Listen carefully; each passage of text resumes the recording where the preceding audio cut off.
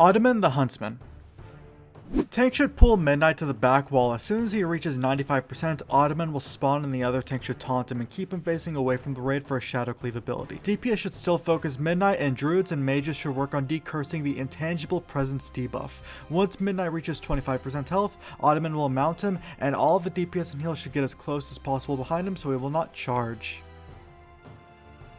Moroes. Any of the ads around Moroes can be CC'd if it's necessary for your group. There's 4 ads in front of Moroes out of a possible 6 that can be chosen. First kill priority is Baroness Dorothea. She burns mana from healers. Then kill Lady Katrina, followed by Lady Kira. Both of these ads have healing spells. Then kill Baron Rafe Druger. He can stun players, followed by Lord Robin Darris. He can do a Whirlwind, which is bad for melee. Then finally Lord Crispin Fearance. He's pretty much just a tank. Then finally on Moroes. Moroes will gouge the current tank, so it's a good idea to swap after that. He will periodically vanish through the fight, and when he comes out of stealth, he'll garrote a random player. Just spot heal this player. Maiden of Virtue. Your ranged DPS and healer should spread out around the room for her Holy Wrath ability. She'll cast Holy Fire on random players. These players should be spot healed and magic dispelled. Through the fight, she'll also cast Repentance on everyone, CCing them for about 10 seconds. This CC is broken by taking damage or using Ice Block or Bubble or something. The Opera event. So there's 3 different encounters that can happen here. We'll start off with Romulo and Juliana. You'll start out attacking Juliana. Interrupt her healing spell, Eternal Affection. Priests and shamans can dispel her beneficial buffs. When she dies, Romulo spawns. He does a frontal cone to face him away from the raid. Warriors can disarm him and shield slam him to remove his beneficial buff. Daring.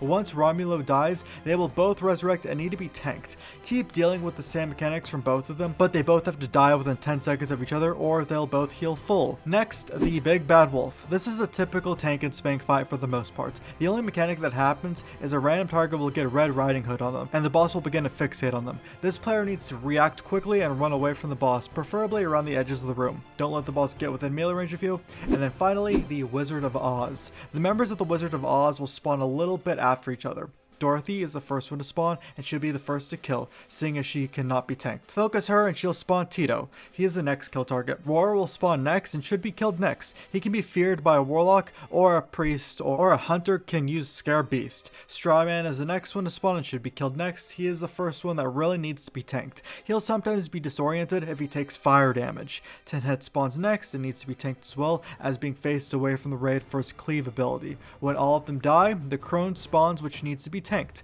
Your raid should spread out for her chain lightning ability, and she'll spawn cyclones, which should be avoided since they will knock players up in the air. The Curator.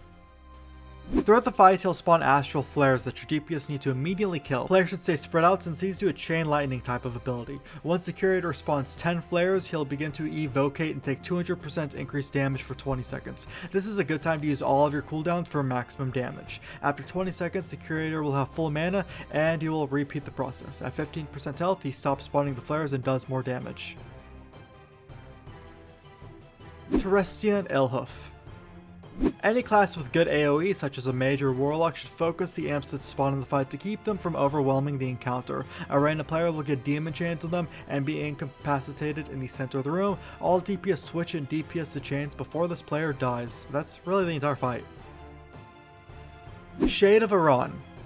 Interrupt Frostbolt, Fireball, and Arcane Missile abilities as much as possible. He will rip everyone to the center of the room and cast Arcane Explosion. Everyone must run as fast as possible to the outer edge of the room to not get one shot. He will Chains of Ice people through the fight, so be aware of this and you'll move slower. A Blizzard will spawn which will rotate around the room. Move around the room, dodging it. When the Shade begins to cast Flame Wreath, it is extremely important that everyone stops moving. A few raid members will get fiery red circles around them. Don't move out of the circles or your raid will wipe. At 40% health, the boss will spawn water elementals around the room. If there's enough CC, all of the water elementals can be crowd controlled and largely ignored, otherwise your group might need to kill them. If the Shade of Aran reaches 20% mana, then he'll polymorph everyone in the group and begin to drink to regain mana, and at the end of the drink he will cast a mass pyroblast, which hurts a lot. The idea is to actually interrupt as many basic spells as you can from the Shade so he doesn't end up reaching 20% mana.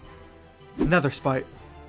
Prior to the fight, you want to assign at least 2 members to soak each of the 3 beams so Netherspite doesn't soak them. You want to assign 2 tanks to soak the red beam since it reduces the damage they take by 1% per stack, as well as other things. The green beam does increased healing done by 5% per stack, but it also reduces max mana by 200 per stack. It will also reduce spell and ability cost by 1% per stack. You can put healers on this one, but also putting a rage or energy class such as a warrior isn't a bad idea either. The blue beam is for DPS as it increases damage done by 5% per stack. One player just stands in front of the beam until they reach like 25-ish, 30 stacks, then they move out of the way for their partner to take over. 1 minute into the fight, Netherspite will banish himself and your raid needs to run to the very back of the room where the windows are, as this typically is the furthest away spot from Netherspite. You must recall all pets as well to run with you, because after 30 seconds, if anyone, including pets, is within 60 yards of him, he'll cast a frontal cone breath, wiping the raid.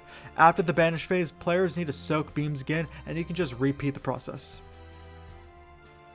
The chess event.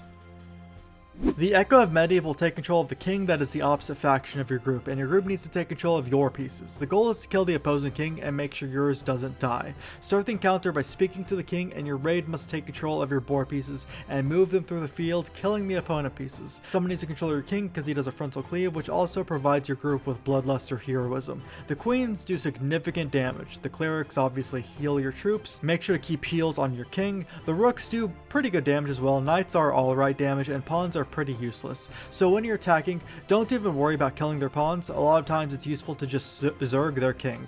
Otherwise, just take out their clerics and then go for their king. Through the encounter, Medivh will cheat and there will be fire patches on the ground. Make sure to move your pieces out of these. When the enemy king dies, the fight is over. Prince Malchezaar. Have all your range and heals at max range by the door and tank him towards the side of the room. There will be infernals that spawn through the fight, so make sure to get away from those. And Enfeeble will be cast on 5 random players, which will bring their health down to 1 health for 7 seconds. These players can't be healed, they just need to make sure to not take any damage for 7 seconds. When Shadow Nova happens, melee need to immediately run away from him. If you have Enfeeble on you and you're near him, you will die. Random players will get Shadow or Pain, healers can dispel this. Phase 2 is at 60% health, he no longer casts Shadow or Pain, but gains 2 new tank abilities, Thrash and Sunder. Make sure to taunt off. Phase 3 is at 30% and he doesn't do the tank abilities anymore. He'll cast Shadow or Pain on 2 targets now, as well as summoning axes that your group needs to dodge. Random players will get amplified damage, which just increases the damage they take by 100%. Nightbane. Your range should be at max range, stacking on one side, while Nightbane is facing towards the outer edge of the ring. He has a frontal cleave, breath, and tail sweep abilities which will stun, so everyone should be at his side. Random players will get Distracting Ash, it's a magic effect that should be dispelled. Charred Earth will appear on your range group, so move to the side of it. At 75% health, the Nightbane will fly up, and your group should just group up. Adds will begin to spawn, and Hunters should lay frost traps as your group runs to the other side. Slow and kill the adds as they're coming over, don't let them melee you. During this phase, Nightbane will cast Smoking Blast on its highest threat target. This is kind of tricky because the boss is up in the air and not attackable, so tanks might have trouble having the highest threat. Healers should be ready to use any sort of damage reductions and spam heal themselves if they get on Nightbane's highest threat during this phase. Smoking Blast should also be dispelled as it's a magic effect. Once the adds die, Nightbane drops down and you pretty much repeat everything again with your range and heals on the other side. During the fight as well, Nightbane will cast Bellowing Roar, which fears everyone. Fear Ward on your tanks is super important, and Tremor Totems are nice as well. At 75%, 50%, and 25%, Nightbane goes into the aerial phase, and that's the entire fight.